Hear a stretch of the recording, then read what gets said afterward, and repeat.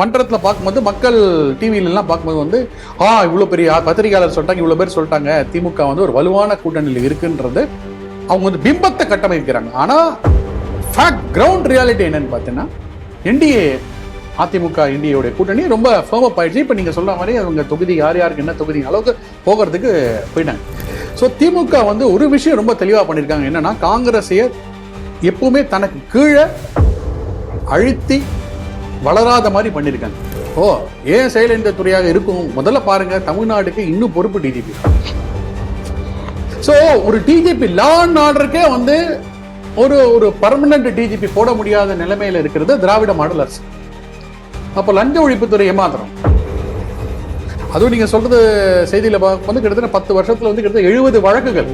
திமுக உடைய தேர்தல் அறிக்கையில வந்து முக்கியமா என்ன சொல்லியிருந்தாங்கன்னா வந்து இந்த ப்ராப்பர்ட்டி டாக்ஸ் தான் ஏற்றப்பட மாட்டாது அப்படின்னாங்க. இப்போ ப்ராப்பர்ட்டி டாக்ஸ் என்ன அளவுக்கு ஏறி இருக்கு? கடுமையாக ஏறி இருக்கு. எப்படி இவர் வந்து தனக்கு கொடுத்த பரிசை வேணான்னு சொல்லி அது மேல இவருடைய பங்கையை சேர்த்து கொடுக்குறாரு. ஆனா அவருடைய கட்சியோட நிலைமையை பார்த்தா நமக்கு ரொம்ப நடைமுறையா இருக்கும். ரொம்ப வருத்தமா இருக்கிறது. ஏன்னா வந்து திமுக கிட்ட இருந்து பணம் வாங்கி தான் தேர்தல் சந்திச்சாங்கன்றது.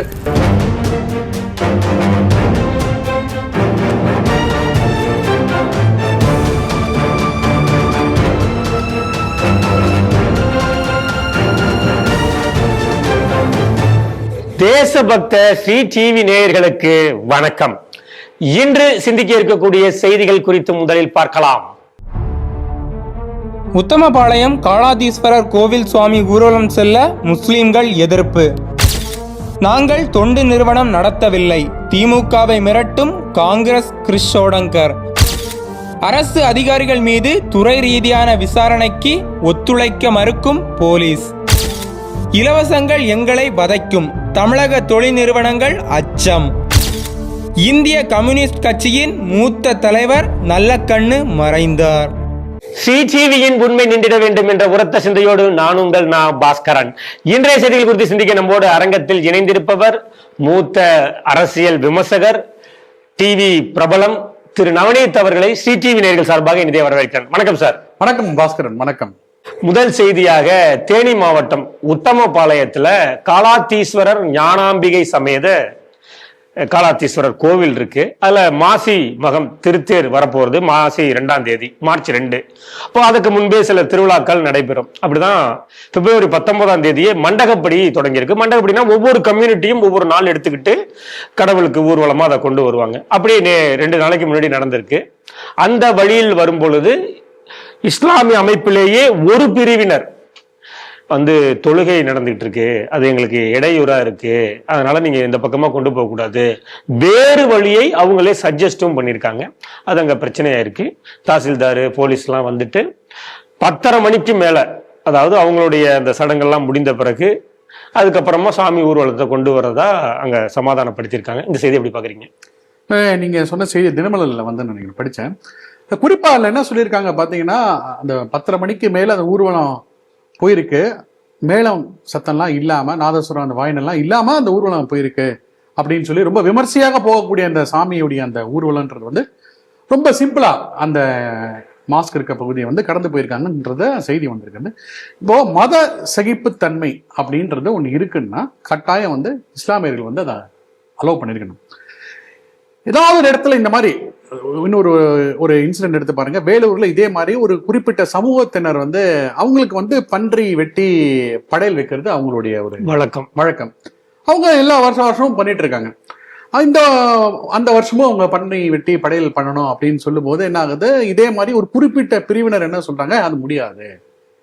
உடனே அங்க இருக்கக்கூடிய அந்த மாவட்ட ஆட்சியர்கள் என்ன பண்றாங்க, ஒரு மீட்டிங் மாதிரி சமரச கூட்டம் நடத்துறோம் அப்படின்னு சொல்லிட்டு அங்க பேசணும். இந்துக்கள், அங்க இருக்கக்கூடிய அந்த இந்துக்கள் சமரசம் ஆறாங்க. இப்ப இங்க கூட பாத்தீங்கன்னா இந்துக்கள் தான் சமரசம் ஆயிருக்காங்க. ஏன்னா நாங்க வரோம், ஆனா 10:30 மணிக்கு மேல நாங்க போறதைன்னு ஒத்துக்கிறோம், மேலதாளங்கள்லாம் இல்லாம, ஒளி எல்லாம் இல்லாம நாங்க வரல, சைலண்டா போறோம் அப்படின்ற. அப்ப எந்த அளவுக்கு வந்து இந்துக்களுக்கு சகிப்புத்தன்மை இருக்கிறது அப்படின்றத நம்ம பார்க்கணும். இப்போ எனக்கு இதுல பார்க்கும்போது என்ன தோணுதுன்னா, பெரம்பலூர் மாவட்டத்துல களத்தூர் அப்படின்ற இடத்துல ஒரு இதே மாதிரி ஒரு பல ஆண்டுகளாக ஒரு ஊர்வலம் வந்து வரும்போது அது குறிப்பிட்ட இஸ்லாமிய அதிகம் வசிக்கும் பகுதி அப்படின்னு சொல்லி அவங்களே டிக்ளேர் பண்ணி அது வழியா போகும்போது என்ன சொல்றாங்க, இது போகக்கூடாதுன்னு சொல்லி ஒரு தடையும் வாங்கிடுறாங்க. 2018 ஒரு தடையும் வாங்கிடுறாங்க. 2021 அந்த கேஸ் திரும்ப அப்பீலுக்கு வரும்போது ஜஸ்டிஸ் கிருபாகரன் வேல்முருகன் அவங்க என்ன சொல்றாங்க, இந்த ஒரு முக்கியமான லைன் சொல்றாங்க, மத சகிப்புத்தன்மை அனுமதித்தால் நாட்டின் மதச்சார்பின்மைக்கு பங்கம் ஏற்படும். ரொம்ப தெளிவா சொல்றாங்க. அப்போ ஒரு முறையும் இந்துக்களுக்கு அவங்களுக்கு ஏதாவது ஒரு திருவிழாவோ இருக்கிறதோ இல்ல அவங்களுக்கு ஒரு சுவாமி ஊர்வலம் இருக்கிறதோ தேரோட்டம் இருக்கிறதோ ஏதாவது ஒரு இடத்துல இந்த மாதிரி ஒரு எதிர்ப்பு தெரிவித்தனா அரசு என்ன பண்றாங்க, முதல்ல சமரச கூட்டம் பண்றாங்க. அந்த கூட்டத்தை நடத்தி என்ன பண்றாங்க, இந்துக்களுக்கு நீங்க சாஃப்ட் டார்கெட்டா சாஃப்ட் காம்ப்ரமைஸா போங்கன்ற போது இந்த களத்தூர்ல வந்த தீர்ப்பை நம்ம பார்க்க வேண்டியதாக இருக்கிறது. இப்போ நீதியரசர்கள் என்ன சொல்றாங்கன்னா, சகிப்புத்தன்மையே நாங்க ஊக்குவித்தா என்ன ஆகும், அப்ப என்ன மதச்சார்பின்மைக்கு என்ன ஆயிடும் அப்படின்ற கேட்கறதுனால அப்போ இஸ்லாமியர்கள் இதை ஒண்ணு புரிந்து கொள்ள வேண்டும். இப்போ நீங்க உங்களுக்கான ஒரு குறிப்பிட்ட ஒரு தொழுகை நேரத்துல போது நீங்களும் ஒலிபெருக்கி மூலமா இது பண்றீங்க, அந்த பாங்கு எல்லாம் கூப்பிடுறாங்க. அப்ப யாரும் அதுக்கு எதிர்ப்பு தெரிவிக்கல, அது நாங்க சகித்துக் கொள்கிறோம், எல்லாரும் அதை சகிப்புத்தன்மையோட ஏத்துக்கிறாங்க. அப்ப அந்த ஒரு ஏன் அந்த பொறுமையில இது நீங்க சொல்லக்கூடிய இந்த இதுன்றது பல ஆண்டுகளாக இந்த மாசி மாசக்கூடிய ரத யாத்திரைன்றது அந்த வழியா போகக்கூடிய விஷயம்தான். திடீர்னு ஒரு குறிப்பிட்ட பிரிவினர் எதிர்க்காங்கன்றது ஒரு கேள்விக்குறியாக தான் இருக்குது. இப்போ இது மட்டும் இந்தியாவில் மட்டும் தமிழ்நாட்டில் மட்டும் கூட சொல்ல முடியாது. ஏன் லண்டன்ல ஒயிட் சாப்பல்ன்ற பகுதியில் அங்க இருக்கிற மசூதிகள்ல அங்க ஏதோ வாங்க அந்த மாதிரி இருக்கிற டயத்துல அங்க இருக்கக்கூடிய ஒரு கிறிஸ்தவ மத போதகர் என்ன பண்றாரு, அப்புறம் அவருக்கான இடத்துல பிரச்சாரம் பண்றாரு. அவர் என்ன சொல்றாரு, இது இங்கிலாந்து கருத்து சுதந்திரம் இருக்குது, மத சுதந்திரம் இருக்கிறது, நான் என்னுடைய மதத்தை பிரச்சாரம் பண்றேன் அப்படின்ற போது அங்க இருக்கக்கூடிய காவல் பெண்மணி என்ன சொல்றாரு, நீங்க இருங்க சரி சொல்லிட்டு அவருக்கு யாரு மத போதகருக்கு ஒரு ஆதரவாக இருந்து இல்ல அதை பண்ண வேணா அவருக்கு ஒரு அங்கேருந்து பல இஸ்லாமியர்கள் என்ன சொல்றாங்க, இது என்ன இடம் தெரியுமா இது அப்படின்னு. This is white chapel. White சாப்பல்னா என்ன, சாப்பிள்னாலே கிறிஸ்தவர்கள் போகக்கூடிய இடம். பட் இப்போ பாருங்க, அந்த அவரோட ஸ்டேட்மெண்ட்லயே பாருங்க, ஒயிட் சாப்பிள், ஆனா இது இஸ்லாமியர்கள் ஜாஸ்தியாக இருக்கக்கூடிய இடம், திஸ் இஸ் மெஜாரிட்டி ஏரியா அப்படின்னு சொல்லிட்டு அவங்களையும் அந்த போலீஸ்காரரையும் அந்த போலீஸ் பெண்மணியும் அங்க அந்த மத போதகரையும் மிரட்டுறாங்க. அப்ப எந்த அளவுக்கு அவங்களுக்கு ஒரு மத சகிப்பு தன்மை இருக்கிறதுன்றது உலகளாவிய விஷயமாக நம்ம பார்க்க வேண்டியதாக இருக்கிறது. இது ஒரு ரொம்ப ஒரு கவலை அளிக்கக்கூடிய விஷயமாக தான் இருக்கிறது. ஆனா சமூக வலைதளங்கள் எல்லாம் பாத்தீங்க அப்படின்னா மதம் என பிரிந்தது போதும்னு சொல்லிட்டு ரோஸ் மில்க் கொடுக்குறாங்க. கும்பாபிஷேகம் நடக்கும்போது அவர்களே மக்களோடு மக்களாக தங்கள் பங்காக ஏதோ ஒரு வேஷ்டி கொண்டு வர்றது, பழம் கொண்டு வர்றது, பூ கொண்டு வர்றது, ஊர்வலத்தில் கலந்து கொள்வது, இப்படி எல்லாம் பண்றாங்க. பழனி பாத யாத்திரை போகும்போது ரோடு முழுக்க தண்ணி ஊத்தி அவங்களுக்கு மோர் எல்லாம் கொடுக்குறாங்க.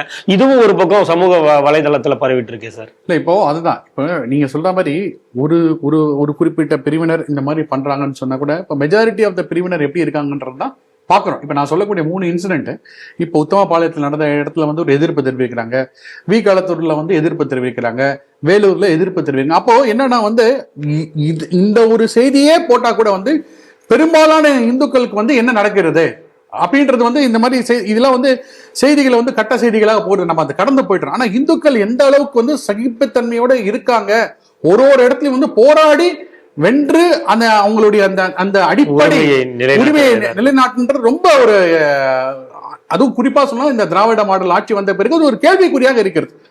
ரொம்ப ஒரு அதிர்ச்சி தரக்கூடிய ஒரு விஷயம் தான் அது. ஏன்னா இந்த மாசி மாசம்ன்றது ரொம்ப தமிழ்நாட்டுல ரொம்ப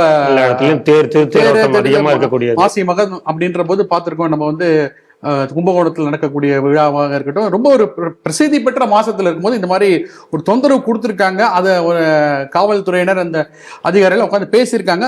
ஆனா இந்த இடத்துலயும் மீண்டும் நம்ம முன்னாடியே சொன்ன மாதிரி தான் இந்துக்கள் தான் இங்க சமரசம் ஆயிருக்காங்கன்றது ஒரு வருத்தமான செய்தி. எப்படி அங்க இருக்கக்கூடிய ஒரு பிரிவினர் ஒத்துமையா இருந்து இதை எதிர்க்கிறாங்களோ நம்ம எதிர்க்க வேண்டாம். ஆனா இந்துக்கள் எல்லாரும் அவங்களுடைய வழிபாட்டு உரிமையை விட்டு கொடுக்க கூடாது, விழிப்புணர்வோட இருந்து ஒத்துமையாக இருக்க வேண்டும் தான் இந்த செய்தி நமக்கு காட்டுகிறது. காங்கிரஸ் ஒன்றும் என்ஜிஓ இல்ல, நாங்க ஒன்றும் நான் ப்ராஃபிட்டபிள் ஆர்கனைசேஷன் கிடையாது, எங்களுக்கும் ஆட்சி அதிகாரத்தில் பங்கு வேண்டும் என்ற ஆசை இருக்கிறது அப்படின்னு சொல்லிட்டு கிரீஷ் ஷோடங்கர் காங்கிரஸ் மேலிட பொறுப்பாளர் சொல்லிட்டு இருக்காரு. நம்ம தொடர்ந்து சில நாட்களாகவே பார்த்துக்கிட்டு வரோம். மாணிக்கம் தாக்கூர் ஆகட்டும், அப்புறம் ராகுலின் க்ளோஸா இருக்கக்கூடிய பிரவீன் சக்கரவர்த்தி ஆகட்டும், இவர்கள் எல்லாருமே திமுகவிடம் இருந்து விலகி வேறு ஒரு கட்சியில இணையணும், அப்பதான் சீட் ஷேரிங் அதிகமா கிடைக்கும் அப்படிங்கிற எண்ணத்திலேயே தான் இருக்காங்க. இதுவரைக்கும் திமுகவில் பேச்சுவார்த்தை காங்கிரஸோடு நடைபெற்றுக் கொண்டே இருக்கிறது. மற்ற கட்சி என்டிஏ கூட்டணியை பார்க்கும்போது அவங்க எந்தெந்த தொகுதியில யார் யார் நிக்க போறாங்கிற லிஸ்டையே ரெடி பண்ணிட்டாங்கன்னு தெரியுது. ஆனா இன்னும் திமுக காங்கிரஸ் அந்த கூட்டணி பங்கீட்டுல இன்னும் பிரச்சனை இழுபறியிலேயே இருக்கு. அந்த சமயத்துல தான் அவர் இப்படி சொல்லியிருக்காரு, நாங்க ஒன்னும் நான் ப்ராஃபிட்டபிள் ஆர்கனைசேஷன் கிடையாது அப்படிங்கிற ஸ்டேட்மெண்ட் வச்சிருக்காரு. இது எப்படி பாக்குறீங்க? முதல் ஃபேக்ட் என்னன்னா, காங்கிரஸ் என்ஜிஓ கிடையாது அப்படின்னு சொல்றாரு. அப்பனா காங்கிரஸ் ஒரு கம்பெனி தான், வியாபாரம் நடத்தக்கூடிய ஒரு கம்பெனி, அதுல லாபம் மட்டும் நடத்தக்கூடிய ஒரு கம்பெனியா தான் பாக்குறாங்க. காங்கிரஸ் கம்பெனியா தான் காங்கிரஸ் தன்னை பார்த்துக் கொள்கிறது. மக்களையும் அப்படிதான் பார்க்க சொல்றாங்கன்றது ஒரு செய்தியாக நான் இதை பாக்குறேன். முதல் செய்தியா இதை பாக்குறேன். அவர்கள் எதிர்க்கக்கூடிய அதானி அம்பானி கம்பெனி போல அது ஒரு கார்பரேட் கம்பெனி, நாங்களும் கார்பரேட்ன்றதா அவங்க கிரீஷ் ஷோடங்கர் சொல்லியிருக்காரு. முதல் செய்தியை நான் பாக்குறேன். ரெண்டாவது, இப்போ திமுக காங்கிரஸ் அப்படின்ற போது ஒரு பார்ட்னர்ஷிப், அதாவது இது அரசியலையும் ஒரு பார்ட்னர்ஷிப், ஒரு இடத்துல பார்ட்னர்ஷிப் இருக்கு, இது ஒரு அரசியல் பார்ட்னர்ஷிப். இப்போ இந்த அரசியல் பார்ட்னர்ஷிப்ல என்ன ஆகுது, லாபம் நஷ்டம் வருகிறது. ஸோ ஒரு பார்ட்னருக்கு இன்னொரு பார்ட்னருக்கு எதுன தகராறு வரும், இந்த லாப நஷ்டத்துல தகராறு வரும். நீ மட்டும் நிறைய லாபத்தை எடுத்துக்கிற, நஷ்டம் எனக்கு கம்மியா கொடுக்குற, நஷ்டத்தை ஜாஸ்தியா கொடுக்குற, அந்த மாதிரி ஒரு ஒரு ஒரு டிஸ்அக்ரிமெண்ட் வருது. அதனால தான் பார்ட்னர்ஷிப் டிசால்வ் ஆகுது. இப்போ திமுக காங்கிரஸ் கூட்டணின்றது ஒரு பேரம் பேசக்கூடிய ஒரு பார்ட்னர்ஷிப் கூட்டணியாக தான் இருக்கிறதுன்றதை அவர் வெளிப்படையா சொல்றாரு. ஸோ இல்ல யாருக்கு லாபம் யாருக்கு நஷ்டம், இல்ல என்னெல்லாம் லாபம் அடைஞ்சிருக்காங்க, யாரு நிறைய லாபம் அடைஞ்சிருக்காங்க, ஏன்னா மத்தியில் ஆட்சியில் இருக்கும்போது திமுக இங்க ஆட்சியில் இருந்திருக்கு, இல்ல யாருக்கு லாபம் இருந்திருக்கிறது, மத்தியில் ஆட்சியில் இருக்கும் போது என்ன லாபம் இருந்திருக்கிறது திமுகக்கு, காங்கிரஸ்ல தமிழ்நாட்டில் என்ன லாபம் இருந்ததுலாம் அவங்களுக்கு தான் அந்த கணக்கு தெரியும். ஆனா இப்ப என்ன சொல்றாங்கன்னா, இது ஒரு கம்பெனி, நாங்க என்ஜிஓ மாதிரிலாம் இருக்க முடியாது, எங்களுக்கு யார் அழைப்பு கொடுக்குறாங்களோ, எங்களுக்கு அதிகாரத்தில் யார் பங்கு கொடுக்குறாங்க, நாங்கள் அவங்களோட போறோன்ற மாதிரி அவரு கிரீஷ் ஷோடங்கர் சொல்லியிருக்காரு. நீங்க கூட சொன்னீங்க, இந்த கேசி வேணுகோபால் அவர்கள் சந்திச்சிட்டு போயிருக்காரு, முதல்வர்லாம் சந்திட்டு போனார். ஆனா இல்ல என்ன விஷயம்னா, தமிழ்நாட்டுல ஊடகங்கள் குறிப்பா இந்த விஷுவல் மீடியா ஊடகங்கள் எப்படின்னு பாத்தீங்கன்னா, தொடர்ந்து திமுக கூட்டணி வலுவாக இருக்கிறது எல்லா டிபேட் ஷோலையும் ஒரு பத்திரிகையாளர் ஒரு ஆளை கூட்டின்னு அவங்க என்ன சொல்லுவாங்க, இது ஒரு வலுவான கூட்டணி அப்படின்னு சொல்லி பேச வைப்பாங்க. ஸோ மக்கள் மன்றத்தில் பார்க்கும்போது, மக்கள் டிவியில எல்லாம் பார்க்கும்போது இவ்வளவு பெரிய பத்திரிகையாளர் சொல்லிட்டாங்க, இவ்வளவு பேர் சொல்லிட்டாங்க திமுக ஒரு வலுவான கூட்டணியில் இருக்குன்றது அவங்க பிம்பத்தை கட்டமைக்கிறாங்க. ஆனா ஃபேக்ட் கிரவுண்ட் ரியாலிட்டி என்னன்னு பார்த்தீங்கன்னா, என்டிஏ அதிமுக என்டிஏடைய கூட்டணி ரொம்ப ஃபேர்ம் அப் ஆயிடுச்சு. இப்ப நீங்க சொல்ற மாதிரி அவங்க தொகுதி யார் யாருக்கு என்ன தொகுதி அளவுக்கு போகிறதுக்கு போயிட்டாங்க. திமுக இன்னும் அவங்களுக்கான அந்த தேர்தல் இந்த பேரம் பேசக்கூடிய அந்த ஒரு குரூப் கமிட்டி இன்னும் அவங்க அமைக்கல. இன்னும் அவங்களுடைய கூட்டணி கட்சிகளை அழைத்து பேசல. எப்பவும் போல திமுக என்ன பண்ணிருக்காங்க, இந்திய யூனியன் முஸ்லீம் லீக் தலைவரை கூப்பிட்டு அறிவாலயத்தில் அழைத்து பேசி, அவரும் சொல்லுவார், நாங்க கேட்டவங்க ஆனா இவ்வளவுதான் கொடுத்தாங்க அப்படின்னு சொன்னாங்க. ஒரு காய்கறி கடைக்கு போறோம், நம்ம 1 கிலோ தான் கேட்கறோன்ற போது, இல்ல 1/2 கிலோ தான் இருக்குன்னு கொடுக்கறதுன்றது வேற. ஆனா இங்க போகும்போதே என்ன கேட்கறாங்க, உங்களுக்கு நீங்க கேட்கவே கேட்காதீங்க, நாங்க இருக்கிறது கொடுத்துருன்றாங்க திமுக. சரி, நீங்க எதுவுமே பேரவே பேச முடியாது, எங்க கிட்ட இதான் இருக்கு, வாங்க சேர்ந்துங்கன்ற மாதிரி திமுக பேசுறாங்க. இன்னும் மற்ற கூட்டணி கட்சிகள்லாம் பாத்தீங்கன்னா கேட்கறாங்க, அவங்களாம் என்ன சொல்ல, டபுள் டிஜிட் இரட்டை இலக்கு கேட்கறாங்க, அதெல்லாம் இருக்கு. ஸோ ஒரு குழப்பம் நீடித்து கொண்டு இருக்கிறது திமுக உடைய அந்த கூட்டணியில். பட் அதிமுக கூட்டணி ரொம்ப வலுவாக இருக்கிறது. அவங்க இப்போ அடுத்த கட்டமாக நீங்க சொல்ற மாதிரி இந்த எந்தெந்த தொகுதிகள் எப்படி பிரிச்சுக்கணும், தொகுதி எந்த கட்சிக்கு யாருக்கு ஒதுக்கணும், இன்ஃபேக்ட் சொல்ல போனா அதுக்கப்புறம் யார் யாரெல்லாம் கண்டெஸ்ட் பண்ண போறாங்க லிஸ்ட் கூட அவங்க அந்த வேகத்தில் இருக்காங்க. திமுக காங்கிரஸ் கூட்டணின்றது ரொம்ப பின்தங்கி இருக்கிறது. ஆனால் தமிழக ஊடகங்கள் அதை ஒரு பிம்பமாக அமைத்து அந்த கூட்டணி ஸ்ட்ராங்கா இருக்குன்றது தொடர்ந்து அந்த மெசேஜ் எடுத்துட்டு போறாங்க. இல்ல இன்னொரு விஷயமும் பாத்தீங்கன்னா, அந்த இன்டர்வியூல கிரீஷ் ஷோடங்கர் என்ன சொல்றாரு, எங்களுக்கு டிவி கேட்கணும் தொடர்ந்து எங்களுக்கு அழைப்பு கொண்டு இருக்கிறது அப்படின்னு சொல்லி அவர் சொல்றதையும் பார்க்கணும். அப்போ என்ன அர்த்தம்னா, அவங்க ஒரு ஆப்ஷன் வச்சிருக்காங்க. சோ அதன் மூலமாகவும் டிமாண்ட் பண்றதுக்கு வாய்ப்பு இருக்கிறது. ஏன்னா ஆல்ரெடி அவர் தாவேகாவுடைய தலைவர் என்ன சொல்றாரு, எந்த கட்சி எங்களோட கூட்டணியில் இருந்தாலும் நாங்க வந்து ஆட்சியில பங்கு தரோம் அப்படின்னு சொல்றாங்க. பட் அது வந்து லகேஜா எப்படின்றது விஜய் அவர்கள் தான் தெரியும், காங்கிரஸ் எப்படின்றது. ஆனா இதே பத்திரிகை செய்தியில முதல்வர் என்ன சொல்லியிருக்காருன்னா, தன்னுடைய வருத்தத்தையும் பதிவு பண்ணிருக்காரு.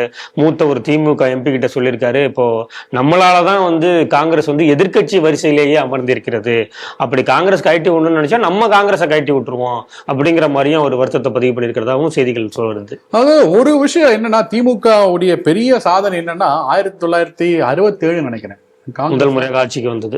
காங்கிரஸ் வந்து தமிழ்நாடு ஆட்சியில வந்து அகற்றப்பட்டு அதுக்கப்புறம் அவங்க வந்து ரொம்ப ஃபர்மா காங்கிரஸ தன்னோட கைக்குள்ளேயே வச்சிருக்காங்க. காங்கிரஸுடைய வளர்ச்சி 1967 இருந்து இன்னைக்கு 2025 வரைக்கும் பாத்தீங்கன்னா காங்கிரஸ் பேர் இழக்கம் அப்படின்னு சொல்றாங்க. அதோடைய வளர்ச்சி எப்படி இருக்கிறதுன்னு பாருங்க. ஆனா இதே ஜனசங்கம் அதே காலகட்டத்தில் இன்னைக்கு வந்து தமிழ்நாட்டில் இன்னைக்கு பூத் லெவல் வரைக்கும் வந்து பாரதிய ஜனதா கட்சிக்கு எத்தனை தொண்டர்கள் இருக்காங்கன்றது பார்த்தா நமக்கு தெரியாது. ஸோ திமுக வந்து ஒரு விஷயம் ரொம்ப தெளிவாக பண்ணியிருக்காங்க, என்னன்னா காங்கிரஸைய எப்பவுமே தனக்கு கீழே அழுத்தி வளராத மாதிரி பண்ணியிருக்காங்க. சொல் பேச்சு கேட்கக்கூடிய ஆண்டானுக்கு அடிமையாக அப்படின்னு சொல்றாங்க. அப்படிதான் டெஃபினட்டா. ஏன்னா அவங்க அதாவது தமிழ்நாடு காங்கிரஸ் திரு அண்ணாமலை சொல்ற மாதிரி அவர் 2 பிரிவா இருக்கு, கட்சியே வந்து 2 பிரிவா இருக்கு. ஒன்னு வந்து தேசிய தலைமையை கொண்ட ஆல் இண்டியா காங்கிரஸ், இன்னொன்று திமுகவை தலைமையாக கொண்டுள்ள தமிழ்நாடு காங்கிரஸ் கமிட்டி.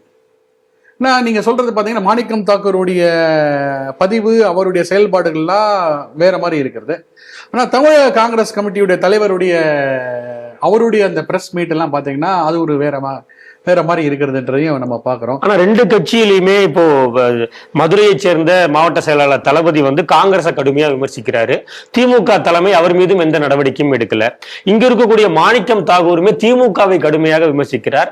தமிழக தலைமையுமே அவர் மீது எந்த நடவடிக்கையுமே எடுக்கல. சோ 2 தலைமையுமே அவர்களை வந்து பேச விட்டுட்டு வேடிக்கை பார்க்கிற மாதிரி தானே இது இருக்கு.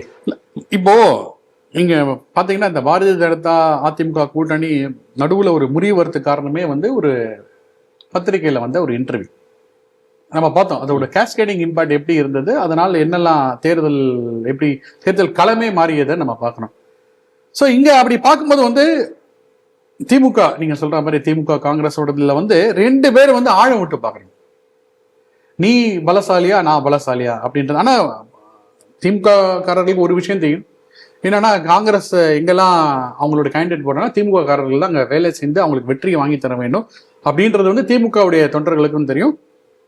பல காங்கிரஸ் தலைவர்கள் தமிழ்நாட்டினுடைய சில காங்கிரஸ்களும் ஓப்பனா சொல்லியிருக்காங்க, எங்களுக்கு வந்து திமுகனால தான் இந்த வெற்றி கிடைச்சிருக்கு அப்படின்னு சொல்லும்போது இது எப்படி இருக்கிறதுனா வந்து நாங்க இருக்கோம் நீங்க இருக்கோம் அப்படின்ற மாதிரி. இன்னொரு விஷயம் என்ன பண்றாங்கன்னா, பாரதிய ஜனதா கட்சிக்கு அதிமுக எத்தனை இடங்கள் ஒதுக்க போகிறது நம்ம அதை வெயிட் அண்ட் வாட்ச்ல பார்க்கலாம். ஏன்னா அதுவும் ஒரு தேசிய கட்சி, அவங்களுக்கு எவ்வளவு ஒதுக்குறாங்க அதை பேஸ் பண்ணி நம்ம காங்கிரஸோட பேரம் பேசலான்றது திமுகவோட பார்வையாக இருக்கலாம். பட் எது என்னவாக இருந்தாலும் சரி, இன்றைக்கு தமிழ்நாட்டில் திமுக கூட்டணின்றது வந்து இன்னும் பேரளவுல தான் இருக்கு. இப்ப என்னன்னு பார்த்தோம்னா, அதிமுக கூட்டணி வந்து கூட்டணி அறிவிச்சாச்சு. இப்ப தொண்டர்களுக்கு வந்து ஒரு மெசேஜ் போயிடுச்சு, தொண்டர்கள் அவங்கவுங்க பூத் ஒர்க்ல ஆரம்பிச்சிட்டாங்க. இப்போ திமுக கூட்டணி வந்து இன்னும் வந்து கன்ஃபியூஸ்ட் ஸ்டேட்ல இருக்கிறது. அப்போ திமுக தொண்டர்களுக்கு இது வந்து நமக்கு வருமா, இந்த இடம் நமக்கு போகுமா, என்ன ஒர்க் பண்ண முடியுமான்றது அவங்களுக்கு தெரியாது. ஸோ திமுக வந்து இப்போ வந்து ஒரு வலு இழந்த நிலைமையில இருக்காங்க திமுக கூட்டணின்றது. போக போக தெரியும். இப்ப விஜய் அவர்கள் வந்து எவ்வளவு நாள் தான் அவர் இழுத்தடிப்பாருன்றதுன்னு தெரியல. ஏன்னா தேர்தல் தேதி அறிவித்த பிறகு அவர் யார் கூடயாவது சேர்ந்துதான் ஆகணும். ஏன்னா தனித்து போட்டியிடுன்றது வந்து சாத்தியக்கூறு கிடையாது. ஏன்னா அவர் இதுவரைக்கும் வெளிப்படையாக 234 தொகுதிகளுக்கு வந்து எவ்வளவு விண்ணப்பங்கள் வந்ததுன்றதை அவங்க சொல்லல, டேட்டா சொல்லவே இல்லை. இன்னொரு கட்சி நம்ம பார்த்தோம், திறந்து வச்சாங்க, முதல் நாள் ஆளே வராத ஒரு கட்சியை கொண்டு போய் திமுக சேர்ந்திருக்காங்கன்றதையும் பார்க்கணும். ஸோ இது மாதிரி சில பல கணக்குகள்லாம் இருக்கிறது. பட் என்னதான் இருந்தாலும் வந்து அதிமுக உடைய கூட்டணி வந்து இப்ப வலுவான நிலைமையில இருக்கிறது அப்படின்றத நம்ம பார்க்கணும். லஞ்ச வழக்கில் சிக்கி இருக்கக்கூடிய அந்த அதிகாரிகள் மீது நடவடிக்கை எடுக்கணும். அப்படி நடவடிக்கை எடுப்பதற்கு அந்த லஞ்ச ஒழிப்புத்துறை அதிகாரி, அந்த லஞ்ச ஒழிப்புத்துறை இருக்கக்கூடிய போலீஸ் அதிகாரிகள் ஒத்துழைக்கணும். ஒத்துழைச்சாதான் அந்த கேஸை வந்து ஃபைனலைஸ் பண்ண முடியும். அதை பண்ண மாட்டேங்கிறாங்க. அந்த மாதிரி கிட்டத்தட்ட பல வழக்குகள் கடந்த 10 ஆண்டுகளில் தேங்கி இருக்கிறது அப்படின்னு சொல்லிட்டு பத்திரிகை செய்தி வந்திருக்கு. இது ஏன் ஒத்துழைப்பு வழங்க மறுக்கிறது லஞ்ச ஒழிப்புத்துறை? இந்த செய்தி எப்படி பாக்குறீங்க சார்? ஒத்துழைப்பு கொடுத்துட்டாங்கன்னு வைங்களேன், அதாவது கீழ் மட்டத்திலிருந்து தலை மட்டம் வரைக்கும் யார் யார் பேர்லாம் வந்து வெளில வந்துடும். ஏன்னா அந்த அளவுக்கு ரிஸ்க் நம்மளே பார்க்குறோம். இடி என்ன சொல்றாங்க, இந்த அமைச்சர் மேல ஒரு எஃப்ஐஆர் போடுங்க அப்படின்னு சொல்லும்போது இன்னும் எஃப்ஐஆர் கூட போடல, கோர்ட்டு சொல்லி கூட எஃப்ஐஆர் இன்னும் போடல. ஸோ அப்படி இருக்கிறச்சே லஞ்ச ஒழிப்பு துறைன்றது வந்து ஒரு செயல் இழந்த துறையாக இருக்கிறது. ஏன் செயல் இழந்த துறையாக இருக்கும்? முதல்ல பாருங்க, தமிழ்நாடுக்கு இன்னும் பொறுப்பு டிஜிபி தான். ஸோ ஒரு டிஜிபி லா அண்ட் ஆர்டருக்கே வந்து ஒரு பர்மனன்ட் டிஜிபி போட முடியாத நிலைமையில இருக்கிறது திராவிட மாடல் அரசு. அப்ப லஞ்ச ஒழிப்புத்துறை ஏமாத்திரம். அதுவும் நீங்க சொல்றது செய்தியில பார்க்கும்போது கிட்டத்தட்ட 10 வருஷத்துல வந்து கிட்டத்தட்ட 70 வழக்குகள். அதாவது ஒரு அரசு அதிகாரி மேல ஒரு லஞ்ச வழக்கு குற்றம் வந்திருக்குன்னா 120 நாள் வரைக்கும் வெயிட் பண்ணலாம், அரசு கிட்ட இருந்து அனுமதி வர வைக்கும். வராத பட்சத்துல சூமோட்டோவா வந்து அவங்க ப்ரொசீட் பண்ணலாம். ஏன்னா அதை வந்து கோர்ட்ல ப்ரொடியூஸ் பண்ண போறாங்க, கோர்ட்ல வந்து அதுக்கான எவிடன்ஸ் கொடுக்க போறாங்க, அதோட லீகல் ப்ரொசீடிங்ஸ் ஆரம்பிக்க போகுது. ஆனா அப்போ யோசிச்சு பாருங்க, எத்தனை பேர் மேல, அதிகாரிகள் மேல இந்த மாதிரி ஒரு லஞ்சம் குற்றச்சாட்டு கொடுக்கப்பட்டு ரிப்போர்ட் கொடுக்கப்பட்டு 120 நாள் கழிந்திருக்குன்றதே ஒரு பெரிய விஷயம். வாரத்துக்கு ஒரு நாள், நான் டெய்லி கூட வேணாம், வாரத்துக்கு ஒரு நாள் வந்து பத்திரிகைகள் பேப்பர்லாம் படிக்கும்போது வந்து லஞ்சம் வாங்கியவர் கைது, பிஏஓ கைது, அதிரடி கைதுன்றாங்க. இப்போ அவங்க மேல என்ன நடவடிக்கை எடுக்க முடியும்? கைது பண்ணிருக்காங்க, ரசாயனம் கலந்த பேப்பர் ரூபாய் அதை கையும் களவாகமாக பிடிபடும் போது இவங்களே ஆக்ஷன் எடுக்கலான்றாங்க. அப்பவும் கூட என்ன க்ளோஷர் பண்ணோம் இல்லையா, அதுதான் அங்க இல்லைன்றாங்க. ரசாயனம் கலந்த நோட்டை கொடுக்குறாங்கன்றாங்க. சரி, என்ன ஆச்சு அந்த அதிகாரிகள் மேல? என்ன ஆச்சு? நம்ம நிறைய பார்த்துட்டு போறோம் கேஸ். நம்ம வந்து சொல்ல போனா வந்து கிட்டத்தட்ட 10 வருஷத்துல நம்ம நிறைய வழக்குகள் இருக்கிறது. ஆனா எங்க வந்து இந்த லஞ்ச ஒழிப்பு துறை வந்து கொஞ்சம் வந்து ஸ்ட்ரிஞ்சென்ட்டா வேலை பண்ணுவாங்கன்னா, ஆட்சிக்கு வந்தோடனே எதிர்கட்சிகள் மேல இருக்கக்கூடிய முன்னாள் அமைச்சர்களுடைய பழைய கேஸ் எல்லாம் வந்து இது பண்ணுவாங்க. அப்படியே என்ன பண்ணுவாங்க, சைட்ல என்ன பண்ணுவாங்க, நம்ம அமைச்சருக்கு மேல ஏதாவது ஒரு கேஸ் இருக்குன்னு வைங்க, அது எல்லாத்தையும் டக்குன்னு க்ளோஸ் பண்ணலாம்னு சொல்லி க்ளோஸ் பண்ணிட்டாங்க. அப்படி க்ளோஸ் பண்ணும் போது ஆனந்த் வெங்கடேஷ் போன்ற நீதி அரசர்கள் சூமோட்டோ எல்லாத்தையும் ஓபன் பண்ணுன்றாங்க. இதெல்லாம் மக்கள் புரிந்து கொள்ள வேண்டும். ஸோ நம்ம வந்து ஒரு டிரான்ஸ்பரண்டான அரசு கொடுக்க வேண்டும் அப்படின்னு சொல்லி திமுக நினைத்திருந்தாங்கன்னா இந்த லஞ்ச ஒழிப்பு துறையை வந்து ரொம்ப சிறப்பாக செயல்படுத்திருக்க முடியும். ஆனா இப்போ தமிழக காவல்துறையில வந்து 2 துறை வந்து சரியாக செயல்படவில்லை. ஒன்று வந்து லஞ்ச ஒழிப்பு துறை, இன்னொன்று இந்த சிலை கடத்தல் துறை. இதுக்கு முன்னாடி பொன் மாணிக்கல் இருந்த வரைக்கும் வந்து அதோடைய களமே வேற மாதிரி. அப்ப சட்டம் ஒழுங்கு சிறப்பா இருக்குன்னு சொல்றீங்க. சட்டம் ஒழுங்குக்கு வந்து பொறுப்பு டிஜிபி தான். ஸோ நமக்கே புரிஞ்ச விஷயம். இப்போ அடுத்தது தேர்தல் காலம் வந்த பிறகு வந்து நீங்க வேணாங்க, நாங்கள் எலெக்ஷன் கமிஷனே வந்து நாங்கள் போட்டுக்கிறோம்னு சொல்லி அவங்க மாத்திர போறாங்க. ஸோ தமிழகத்துக்கான பொறுப்பு டிஜிபி என்ன பண்ணிட்டு போறாங்க, எலெக்ஷன் கமிஷன் என்ன பண்ணுவாங்க, நாங்கள் அப்பாயிண்ட் பண்ணிக்கிறோம். அவரும் அந்த எலெக்ஷன் இருக்கிறவங்க அட்லீஸ்ட் அவருக்கு டெசிஷன் எடுக்க முடியும். ஸோ அப்போ மக்கள் வந்து ஒன்று புரிஞ்சு கொள்ள வேண்டும். குறிப்பா திமுகவில் இருக்கக்கூடிய எம்பிகள், திமுகவில் இருக்கக்கூடிய எம்எல்ஏக்கள், திமுகவில் இருக்கிற எல்லா பேச்சாளரும் என்ன சொல்லுவாங்க, மத்திய அரசுடைய ஏவல் துறையாக இருக்கிறது இடி, சிபிஐ அப்படின்னாங்க. அவங்க ப்ராப்பர் எவிடன்ஸு ரெக்கார்டை கொடுத்து தான், கோர்ட்ல கொடுத்து தான் அவங்க நோட்டிபிகேஷன் கொடுக்குறாங்க. அதை சந்திக்கிறதுக்கு தயாரா இருக்காங்க. மத்திய அரசு தன்னுடைய கட்டுப்பாட்டில் உள்ள இந்த துறைகளை வந்து வலுவாக யூஸ் பண்றாங்க. ஆனா தமிழக அரசு கிட்ட இருக்கக்கூடிய இந்த லஞ்ச ஒழிப்பு துறையை தமிழக அரசு எவ்வளவு வலுவாக யூஸ் பண்றாங்கன்றது ஒரு கேள்விக்குறியாக இருக்கிறது. அதை ஒரு நாம்கே வாஸ், அது ஒரு துறை அப்படின்னு சொல்லி அதை வச்சிருக்காங்களே தவிர்த்து அதை வந்து சிறப்பாக செயல்படுத்த முடியாத அரசு தான் இந்த திராவிட மாடல் அரசு. தேர்தல் காலம் வந்துருச்சு. இரு கட்சிகளுமே போட்டு தேர்தல் வாக்குறுதிகளை அள்ளி விட ஆரம்பிச்சுட்டாங்க. ஒருவர் கதாநாயகி அப்படிங்கிறாங்க, இன்னொருவர் கதாநாயகர்னு ஆரம்பிச்சு வந்தாலும் ஆச்சரியப்படுவதற்கு இல்லை. இப்போ இதனால பாதிக்கப்படுவது யாரா இருக்கும் அப்படின்னு புதுசா டிபேட் வச்சோம்னா, பொதுமக்கள் எங்க மலையில தான் விலைவாசி ஏறப்போகுது அப்படின்னு நம்ம சொல்லுவோம்.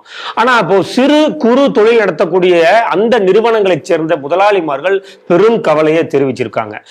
38 ரூபா இருந்த யூனிட் அந்த சிறு தொழில் தொழில்களுக்கு மின்சார கட்டணம் இப்போ வந்து 138 ரூபா. அது மட்டும் இல்லாம பீக் ஹவர்ஸ்ல அதை நாங்க யூஸ் பண்ணும்போது அதுக்கு 138 + 15% ஆட் ஆகி நாங்க பே பண்றோம். சோ இது போன்ற இலவசங்களுக்கான அந்த வருவாயை அரசு எங்களிடம் இருந்துதான் அதை எடுக்குது. இது வந்து மிகப்பெரிய இழப்பை எங்களுக்கு ஏற்படுத்தும் அப்படின்னு தங்களுடைய மனக்குமுறலை பதிவு பண்ணியிருக்காங்க. இந்த செய்தி எப்படி பாக்குறீங்க? நிச்சயமாக ஏற்கனவே உச்சநீதிமன்றத்தில் இந்த தேர்தலுக்கான இலவசங்களை குறித்து ஒரு கேஸ் நடந்தது. இப்ப தேர்தல் வந்து விட்டதால் அப்புறம் தேர்தல் பிறகு அதை விசாரிக்கலாம்னு சொல்லிட்டு உச்சநீதிமன்றம் தள்ளி வைத்ததையும் அது ஒரு வினோதமான தீர்ப்பு. பட் இல்ல, அடிப்படை விஷயம் என்னன்னா பேலன்ஸ் பண்ணணும். எப்படினாலும் இது ஒரு கணக்கு தானே. நீங்க வந்து ஒரு இடத்துல பில்டிங் கட்டுறீங்க, ஒரு இடத்துல ஹைட் ஆயிடுச்சுன்னா அந்த ஹைட்டை வந்து இந்த இடத்துல கொஞ்சம் பேலன்ஸ் பண்ணா இந்த இடத்த கொஞ்சம் இது பண்ணும். இப்போ அந்த மாதிரி மக்களுக்கு வந்து இலவசத்தை கொடுக்கும் போது ஒரு இடத்துல நீங்க கொடுக்கும் போது இன்னொரு இடத்துல பிடிங்கினாதான் இன்னொரு இடத்துல கொடுக்க முடியும். சோ திமுகவுடைய தேர்தல் அறிக்கையில வந்து முக்கியமா என்ன சொல்லியிருந்தாங்கன்னா வந்து இந்த ப்ராப்பர்ட்டி டாக்ஸ் ஏற்றப்பட மாட்டாது அப்படின்னாங்க. இப்ப ப்ராப்பர்ட்டி டாக்ஸ் என்ன அளவுக்கு ஏறி இருக்கு? கடுமையாக ஏறி இருக்கு.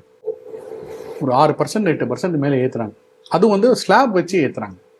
ஸோ இந்த கூடுதல் பணம் தான் இலவசங்களுக்கு செலவு பண்றாங்க. அதே மாதிரி இப்ப நீங்க சொல்லக்கூடிய இந்த டாரிஃப்லாம் கூட பீக் ஹவர்ஸ், நான் பீக் ஹவர்ஸ். இப்போ சிஏஜி ரிப்போர்ட் பிரகாரம் தமிழக அரசுக்கு வந்து 1,35,000 கோடி கடன் சுமை உள்ளதுன்றாங்க. எவ்வளவு கடன் சுமை?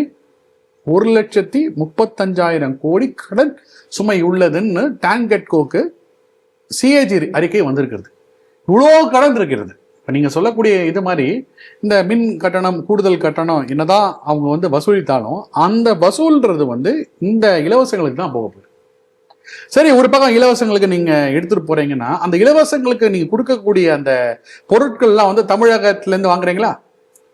2 வருஷம் முன்னாடி நினைக்கிறேன் பொங்கல் பொருட்களுக்கு வந்து இது வெல்லம் கொடுத்தாங்க. வெல்லம் ஞாபகம் இருக்கா? அந்த வெல்லம் எங்கேருந்து வந்துரு? தமிழ்நாட்டு வெல்லமா? ஒருத்தர் கூட வெள்ளத்தோட மெல்டிங் பாயிண்ட் தெரியுமான்னு கூட ஒருத்தர் பேசினார், ஒரு விஞ்ஞானி ஒருத்தர் கேட்டாரு. அந்த வெள்ளம் வந்து தமிழ்நாட்டுல உற்பத்தி பண்ணதும் இல்ல, தமிழ்நாட்டுல இருந்து அதோட கொள்முதல் செய்யப்பட்டதும் இல்ல. அது ஏதோ இவங்க சொல்லக்கூடிய வட இந்திய மாநிலத்துல இருந்து எடுத்தாங்க. அப்போ நீங்க கொடுக்கக்கூடிய இலவசத்துக்கான பொருட்கள் கூட நீங்க பாத்தீங்கன்னா வெளி மாநிலத்துல இருந்து உள்ளூர் வியாபாரிகளுக்கு அந்த இதை கொடுக்குறீங்களா?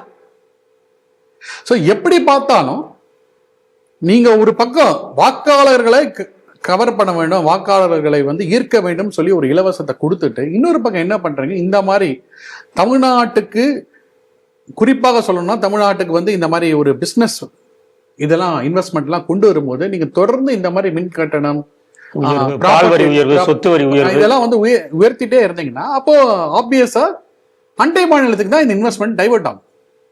நீங்க சொல்லலாம் நாங்க வந்து இதெல்லாம் ஏதோ பண்ணோம். இப்போ கூகுள் அவங்க என்ன சொல்றாங்க? நாங்க ஆந்திர பிரதேசத்தை தேர்ந்தெடுத்தோம் அப்படின்னு சொல்லி சொல்றாங்க. ஆனா நம்ம தொழில்துறை அமைச்சர் வந்து என்ன சொல்றாரு அப்படின்னா, நாங்க அண்டை மாநிலங்கள் கூட எல்லாம் போட்டியே போடல, தமிழகத்தின் போட்டியே வெளிநாடுகளோடு தான் போட்டி போடுகிறது அப்படின்னு சொல்லியிருக்காரு அவரு. இல்லை, அவரு நிறைய விஷயம் பேசுவாரு. அவரு இல்லை என்ன விஷயம்னா ஒரு ஒரு 2-3 இடத்துல வந்து அவர் என்ன சொல்ல, நாங்க இதெல்லாம் டிஸ்க்ளோஸ் பண்ண முடியாது அப்படின்பார். நீங்க பிரஸ் மீட்ல கேட்கும்போது இந்த டீல் எப்படி சைன் ஆச்சு இதெல்லாம் டிஸ்கஸ் பண்ண முடியாது அப்படின்னு சொல்லும்போது அதே மாதிரிதான் ராஜதந்திர விஷயத்தை வந்து பாராளுமன்றத்தில் சொல்ல முடியாது. திமுக எம்பிகள் வந்து சில கேள்வி கேட்கும்போது அதை எப்படி சொல்ல முடியாது? ஸோ இவங்களுக்கு தேவைன்னா இவங்க வந்து அந்த இதை மறைச்சு வச்சுப்பாங்க. ஆனா பாராளுமன்றத்துல இந்திய அரசு வந்து இதெல்லாம் வெளிப்படையா சொல்ல வேணும் அப்படின்னு சொன்னாங்க. இரட்டை நிலைப்பாடு. அது இப்போ இந்த டாரிஃப் கூட நீங்க சொல்லும் போது என்ன ஆகுதுன்னா, இந்த எம்எஸ்எம்இ கம்பெனிஸ் குறிப்பா சொல்லும் போது அவங்களுக்கு வந்து ஒரு பேரடியாக இருக்கிறது. சரி, ஓகே, நாங்க கொடுக்குறோம், எங்களுக்கு இந்த அளவுக்கு டாரிஃப்லாம் பண்றோம் அப்படின்னு சொல்லிட்டு அவங்க ஒரு பக்கம் போறாங்க. இன்னொரு பக்கம் என்ன ஆகுதுன்னா, அடுக்குமாடி குடியிருப்பது அவங்களுக்கும் இது ஒரு பெரிய சுமையாக இருக்குது. அங்க வந்து இத்தனை லிஃப்ட்டுக்கு மேல இத்தனை இடத்துல காமன் லைட்டுக்கு மேல போச்சுன்னா அவங்க கிட்ட இருந்து வசூல்.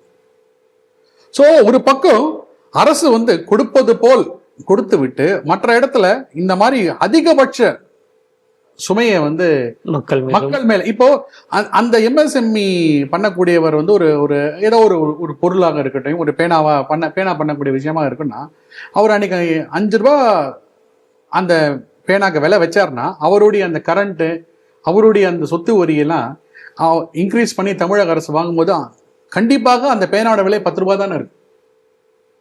தவிர்க்க முடியாத விஷயம். அவருக்கு 5 ரூபாயில கொடுக்கணும்னு அவருக்கு ஆசை. ஆனா 10 ரூபாய் தமிழக அரசுடைய இந்த உயர்த்தி இந்த டாரிஃப்லாம் போட்டனால 10 ரூபாய் ஆகுது. அப்புறம் என்ன பண்ணுவாங்க, இதே 5 ரூபாய்க்கு வேற மாதத்துல ஒரு பேனா தருவான்ட்டு தமிழக அரசு அந்த 5 ரூபாய்க்கு அந்த பேனா வாங்கிப்பாங்க. அப்ப பாதிப்பு யாருக்கு? சொந்த நாட்டு உற்பத்தியாளர்களுக்கு பாதிப்பு. இதை மக்கள் புரிந்து கொள்ள வேண்டும். இலவசங்கள் வேண்டாம் அப்படின்ற ஒரு சிந்தனையில வேணும். எங்களுக்கு உரிமை தொகை வேண்டாம், எங்களுடைய உரிமைகள் பாதுகாக்கப்பட வேண்டும். எங்களுக்கு லேப்டாப் அம்மையார் அவர்கள் இருக்கும்போது 12ஆம் கிளாஸ் படிக்கும்போது கரெக்டான டைமு, அந்த டைம்ல அந்த லேப்டாப் கொடுத்தாங்க மாணவர்களுக்கான. அந்த ஒரு முக்கியமான தருணத்துல, படிக்க வேண்டிய தருணத்துல லேப்டாப். கொரோனா காலகட்டத்தில் பார்த்தீங்கன்னா அந்த லேப்டாப் இருந்தவர்களுக்கெல்லாம் நல்ல ஒரு இது இருந்தது, அட்வான்டேஜாக இருந்தது. இப்போ என்ன பண்ணாங்க, வாக்களிக்கக்கூடிய வயசு வந்த மாணவர்களுக்கு தான் அந்த லேப்டாப் கொடுக்குறாங்க. அதாவது செகண்ட் இயர்ல தான் அந்த லேப்டாப் கொடுக்குறாங்க. எல்லாத்திலும் அரசியல் பார்ப்பது திராவிட மாடல் அரசு. நிறைவு செய்தியாக, தமிழகத்தின் மூத்த அரசியல்வாதி, வயது மூப்பு காரணமாக தோழர் என்று எல்லோராலும் அன்போடும் மரியாதையோடும் அழைக்கக்கூடிய நல்லக்கண்ணு அவர்கள் இயற்கை எய்தினார். அவர் பற்றிய நினைவுகள், அவர் பற்றிய சில குறிப்புகளை பகிர்ந்துக்கோங்க சார். ஒரு பழம்பெரும் மூத்த அரசியல்வாதி, தன்னுடைய சித்தாந்தத்தை வாழ்நாள் வரை கடைபிடித்தவர். ஒரு ஊழல் குற்றச்சாட்டுன்னு அவர் மேல ஒண்ணுமே சொல்ல முடியாது, அந்த அளவுக்கு ஒரு நல்ல ஒரு மனிதர். ஆனா ஒரு பக்கம் இருக்கட்டும், அவருடைய சித்தாந்தத்துல அவரு தெளிவா இருந்தாரு, ஊழல் இல்லாம இருந்தாரு, அதை கடைசி இறுதி வரைக்கும் இருந்தாரு. பட் அவர் கட்சியை சேர்ந்த இப்ப கேரள முதல்வர் மேல கூட ஊழல் குற்றச்சாட்டுலாம் இருக்கிறது. கேரளா இங்க ஆட்சி அதிகாரத்தில் இல்லை, அதனால அந்த ஆனாலும் நல்லக்கண்ணு அவர்கள் தான் கொண்ட கொள்கை மீது ரொம்ப பிடிப்பு உள்ளவர். வாழ்நாள் வரை எப்படி அவர் வாழணும்னு இருந்தாரோ அப்படிதான் அவர் வாழ்ந்திருக்காரு. குறிப்பா சொல்லணும்னா, அவருக்கு பல நிகழ்ச்சிகள்ல அவருக்கு வழங்கக்கூடிய நினைவு பரிசுகள், அவருக்கு வழங்கக்கூடிய இந்த பணப்பரிசுகள் எல்லாத்தையும் என்ன பண்ணுவாரு, ஒண்ணுலோ அவருடைய கட்சிக்கு இல்ல நிவாரண நிதிக்கு. குறிப்பா சொல்லணும்னா, தமிழக அரசு அவருக்கு ஒரு 10 லட்சம் ரூபாய் தகைசால் தமிழர் விருது கொடுக்கும் போது அவர் என்ன பண்ணார், தன்னுடைய பங்காக 5000 ரூபாய் சேர்த்து தமிழக அரசுக்கே கொடுத்தது பாக்குறோம். அந்த மாதிரி ஒரு சித்தாந்தம், அந்த மாதிரி ஒரு கொள்கை பிடிப்பு உள்ளவர் திரு நல்லக்கண்ணு. அதே மாறாக பாருங்க, அதே கட்சி கிட்ட இருந்து 25 கோடி ரூபாய் வாங்கிதான் அவர்களுடைய கட்சி இங்க தமிழ்நாட்டில் தேர்தல் சந்தித்த ஒரு ஒரு என்ன சொல்லக்கூடிய ஒரு டெலிகேட்டான பொசிஷன். அது எப்படி இவர் தனக்கு கொடுத்த பரிசை வேணான்னு சொல்லி அதுக்கு மேல இவருடைய பங்கையும் சேர்த்து கொடுக்கிறாரு. ஆனா அவருடைய கட்சியோட நிலைமையை பார்த்தா நமக்கு ரொம்ப இருக்கும், ரொம்ப வருத்தமா இருக்கிறது. ஏன்னா திமுக கிட்ட இருந்து பணம் வாங்கி தான் தேர்தல் சந்திச்சாங்கன்றது அது கூட அவங்க சொல்லி தெரியல, கம்யூனிஸ்ட் கட்சி சொல்லி தெரியாது. திமுக தன்னுடைய அபிடவிட்ல சொல்லும் போது இந்த விஷயம் வெளில தெரிஞ்சதையும் நம்ம பார்க்கிறோம். இல்ல, எனக்கு என்ன ஒரு ஆச்சரியமான விஷயம் இருக்குன்னா, அவருடைய அந்த வாழ்க்கை, இந்த நடந்து வந்த பாதையெல்லாம் பார்க்கும்போது, குறிப்பா சொன்னா 1948 அவரை கைது பண்றாங்க. கைது பண்ணி ஏதோ ஒரு போலீஸ்காரர் சுருட்டெல்லாம் எரிக்கிறாங்க, ஒரு மூக்கு கிட்ட எரிக்கிறாங்கன்ற ஒரு இதெல்லாம் அப்போ நீங்க யோசிச்சு பாருங்க, அப்போ ஆட்சியில் இருந்தது யார்? காங்கிரஸ். ஸோ அப்போ எந்த அளவுக்கு ஒரு கொடுங்கோல் ஆட்சி காங்கிரஸ் தந்திருக்குன்றது ஃபர்ஸ்ட் கம்யூனிஸ்ட் புரிஞ்சுக்கணும். ஏன்னா கம்யூனிஸ்ட் கட்சியை நேரு பிரதமராக இருக்கும்போது தடை பண்ணியிருக்காரு. இன்னைக்கு நீங்க இந்தியா கூட்டணியில் அவங்களோட சேர்ந்து இருக்கீங்க. ரொம்ப ஒரு விசித்திரமான விஷயமா இல்ல? அரசியலில் நிறந்த எதிரியும் இல்லை, நண்பர்களும் இல்லைங்கிற அந்த பாலிசிக்கு வந்துருவாங்க. கேரளா அரசியலுக்கு வரும்போது அந்த பாலிசிக்கு எல்லாருமே வந்துடுறாங்க. அதாவது சொல்ல வரேன், அதாவது உண்மையான காம்ரேடுகள் புரிந்து கொள்ள வேண்டும். நேரு அவருடைய காலகட்டத்தில் கம்யூனிஸ்ட் சித்தாந்தத்தை அடியோடு ஒழிக்க வேண்டும் அப்படின்னு சொல்லி கம்யூனிஸ்ட் இயக்கத்தில் இருந்தவங்க பல பேரை அவங்க டார்ச்சர் பண்ணதை பார்க்கணும். அப்போ காங்கிரஸ் கட்சி எப்படிப்பட்ட கட்சின்றது தொடக்க ஆரம்ப கால இந்தியாவிலேயே நமக்கு புரிந்திருக்க வேண்டும். ஆனா அதை எல்லாம் மறந்து விட்டு இன்னமோ காங்கிரஸ் புனிதர் மாதிரி தேசிய அளவில் காங்கிரஸோட கூட்டணியிலையும் கேரளாவை எதிர்த்தும் இருதூரம் அரசியல் பண்றோன்ற அளவுக்கு கம்யூனிஸ்ட் கட்சி இன்னைக்கு போயிருக்கிறது அப்படின்னு சொல்லி பார்த்தா ரொம்ப ஒரு சாபக்கேடான, வெட்கக்கேடான நிலைமை. நல்லக்கண்ணு போன்ற தூய அரசியல்வாதிகள் இருந்த வைக்க கம்யூனிஸ்ட் கட்சிக்கு எப்பவுமே ஒரு நல்ல பேர் இருந்தது. எல்லா இல்ல தொடர்ந்து நம்மளுமே அதான் சொல்லிட்டு வரோம். பழைய காங்கிரஸ்வாதிகள் வந்து நல்லவர்களாக இருந்தார்கள். பழைய காம்ரேடுகள் மீது எந்த ஊழல் குற்றச்சாட்டுகளுமே இல்லாமல் இருக்கிறது. அந்த பழைய சித்தாந்தத்தில் உள்ளவர்கள் எல்லாம் நல்லவர்களாக தான் இருந்திருக்காங்க. இன்று எல்லாம் மாறி வந்துருச்சுங்கிறத தொடர்ந்து ஸ்ரீ டிவிலையுமே விவாதிச்சுட்டு வந்திருக்கோம். இப்ப தமிழக அரசுமே இப்ப அவருக்கு வந்து தமிழக அரசின் மரியாதையோடு தான் அவர் உடல் வந்து அடக்கம் செய்யப்படுகிறது. திரு நல்லக்கண்ணு பத்தி நீங்க சொல்லும்போது அவருடைய உடலை மருத்துவ படிப்புக்கு தானம் கொடுத்திருக்கதா செய்திகளும் வந்திருக்கிறது. இந்த உடல் தானம் அப்படின்னு சொல்லி நம்ம பார்க்கும்போது RSS-ஐ சேர்ந்த பிரச்சாரர்கள் அவங்க தான் தமிழ்நாட்டில் முன்னோடியா இருந்திருக்காங்க. இந்த மாதிரி உடல் தானம் செய்ய வேண்டும், கண் தானம் செய்ய வேண்டும் சொல்லணும்னா சிவராம்ஜி, உத்தமராஜன்ஜி, சங்கர் ராமன்ஜி இவங்க இந்த 3 பிரச்சாரர்களும் தான் தமிழ்நாட்டில் முன்னோடியாக உடல் தானத்தை தொடங்கி வைத்தார்கள். இப்போ திரு நல்லக்கண்ணுவும் இந்த மாதிரி அவருடைய உடலையும் வந்து மருத்துவ படிப்புக்கு தானே செஞ்சிருக்காரு. கம்யூனிஸ்ட் கட்சிக்கு இதுல நம்பிக்கை இருக்கோ இல்லையோ, ஆனா திரு நல்லக்கண்ணுடைய ஆன்மா நற்கதி அடையட்டும் என்று பிரார்த்திப்போம். இன்றைய 5 செய்திகள் குறித்து சிந்தித்து தனது கருத்துக்களை நம்மோடு பகிர்ந்து கொண்ட அரசியல் விமர்சகர் திரு நவநீத் அவர்களுக்கு ஸ்ரீ டிவி நேயர்கள் சார்பாக நன்றிகளை தெரிவித்துக் கொள்கிறோம். நன்றி சார். ஜெய் ஹிந்த், ஜெய் ஸ்ரீராம், வந்தே மாதரம்.